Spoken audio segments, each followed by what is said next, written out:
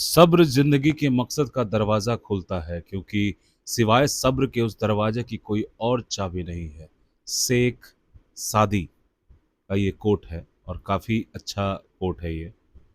और आज का आर्टिकल दोस्तों असमानता को लेकर है और विश्व आर्थिक मंच द्वारा हाल में जारी किए गए वैश्विक लैंगिक अंतर रिपोर्ट पे है। ग्लोबल जेंडर गैप रिपोर्ट 2024 पे आधारित है। इसका शीर्षक है असमानता के धरातल पर महिलाएं, जिसे लिखा है ज्योति सिडाना ने।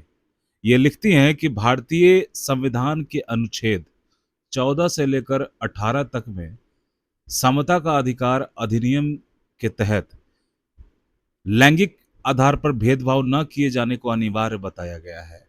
इसलिए भारतीय संविधान की प्रस्तावना मौलिक अधिकार और नीति निर्देशक तत्व में महिला सुरक्षा, सम्मान, विकास और भेदभाव से बचाव के प्रावधान सम्मिलित किए गए हैं। संविधान महिलाओं को न सिर्फ समानता का अधिकार देता है बल्कि सभी राज्यों को महिलाओं के पक्ष में सकारात्मक प्रावधान करने का भी निर्देश देता है। संविधान लागू होने के इतने वर्षों के बाद भी जब लैंगिक अंतर स्पष्ट जारी होती है तो कुछ और ही सच्चाई सामने आती है। विश्व आर्थिक मंच के द्वारा हाल ही में जारी वैश्विक लैंगिक अंतर रिपोर्ट 2024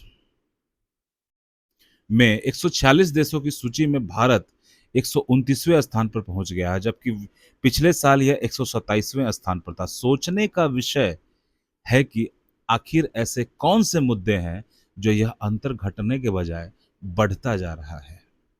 शुरुआती दौर में लेखिका मेरी वोल्स्टनक्राफ्ट ने सामाजिक ढांचे की आलोचना करते हुए कहा था कि स्त्रियों को शिक्षा से वंचित रखा गया और वे सार्वजनिक जीवन में भी अनुपस्थित रहती हैं।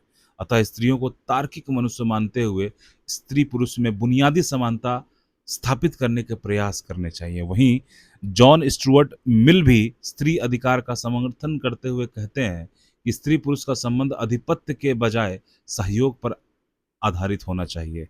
उन्होंने स्त्रियों की शिक्षा, नागरिकता तथा संपत्ति में समान अधिकार का समर्थन किया। इससे कोई दो राय नहीं कि समाज की आधी आबादी होने के बावजूद महिलाएं हमेशा से मूलभूत अधिकारों से वंचित रही हैं। 21वीं सदी में महिलाओं की स्थिति में अनेक बदलाव हुए हैं और जिन्हें नकारा नहीं जा सकता, जैसे शिक्षा, स्वास्थ्य, सेना, सार्वजनिक क्षेत्र, विभिन्न प्रकार के रोजगार अवसर आदि में महिलाओं की सहभागिता बढ़ी है। मगर यह भी तथ्य है कि महिलाओं के विरुद्ध अपराधों की संख्या में भी दोगुनी तिगुनी वृद्धि हुई है। क्या यह कहा जा सकता है कि महिलाओं की प्रगति और उनके विरुद्ध होने वाले अपराधों की दर में कोई सकारात्मक सहसंबंध है? दरअसल महिलाओं में अपने अधिकारों के प्रति बढ़ती जागरूकता, निर्णय लेने की स्वतंत्रता, आर्थिक स्वायत्तता, संपत्ति में समान अधिकार ऐसे पक्ष हैं जिन्होंने त्रिसत्तात्मक समाज के सामने चुनौती को उत्पन्न किया है। सामान्य भाषा में सामान्य भाषा में शिक्षण में जब तक अक्षरों में से बनने वाले शब्दों का सिरा फल फूल आदि से जुड़ता है तो उसे सहजता से ग्रहण किया जाता है। लेकिन अगर ऐसे शब्द महिलाओं के अधिकार और चेतना को केंद्र में रखते हैं तब उनके प्रति रुख सकारात्मक नहीं रहता। इससे स्पष्ट होता है कि जब तक महिलाएं दमन और आधिपत्य को स्वीकार करती हैं तब तक वे सभ्य और संस्कारी मानी जाती हैं, और जैसे ही वे अपने अधिकार या अपने विरुद्ध होने वाले दुर्व्यवहार के लिए आवाज उठाती हैं तो उन पर उंगली उठा दी जाती है। दोस्तों, अगर आपको हमारा ये प्रयास अच्छा लग रहा है तो आप लाइक और सब्सक्राइब, शेयर करना बिल्कुल न भूलें। इसमें आगे ये लिखती हैं कि विश्व आर्थिक मंच की रिपोर्ट के अनुसार भारत इन देशों में शामिल है जहां आर्थिक लैंगिक समानता सबसे कम है। यानी यहाँ अनुमानित अर्जित आय में 30% से कम लैंगिक समानता दर्ज की गई है। पिछले वर्ष के 127वें स्थान से 129वें स्थान पर गिरावट का कारण शैक्षिक उपलब्धि और राजनीतिक सशक्तिकरण में आई कमी को माना गया था। भारत महिलाओं के राजनीतिक सशक्तिकरण के मामले में 65वें स्थान पर है। और श्रम बल भागीदारी दर मामले में 134वें और समान काम के लिए समान वेतन के स्तर पर 120वें स्थान पर है, जो पुरुषों और महिलाओं के बीच आर्थिक असमानता को दर्शाता है। अगर इसी गति से असमानता की ओर बढ़ते रहें तो पूर्ण लैंगिक समानता हासिल करने में लगभग 134 साल और लगेंगे, जो कि समग्र विकास की राह में बड़ी बाधा बन सकता है। देखा जाए तो महिलाओं के प्रति समाज के दृष्टिकोण में अंतर उदाहरण प्राचीन काल से ही मिलते हैं। समय के कालखंड में लिखी रचनाओं में भी पुरुषों और महिलाओं के जीवन में असमानता को स्थापित करने वाले कई आख्यान रचे हैं। महिलाओं ने हमेशा हमेशा अपने अधिकार छोड़े और त्याग किया है, लेकिन ऐसा उदाहरण शायद इतिहास में नहीं मिलेगा जिसमें पुरुषों ने महिलाओं के लिए कोई त्याग किया हो। इसलिए यह कहना गलत ना होगा कि लैंगिक असमानता सामाजिक व्यवस्था का हिस्सा रही है। हाँ, इतना जरूर है कि पहले महिला अपनी अधिकार नहीं जानती थी और न ही उन्हें उनके विरुद्ध आवाज उठाती थी, लेकिन आज की शिक्षित और आत्मनिर्भर निर्भर महिला अपनी अधिकारों के लिए उनके हनन के खिलाफ आवाज उठाने लगी है।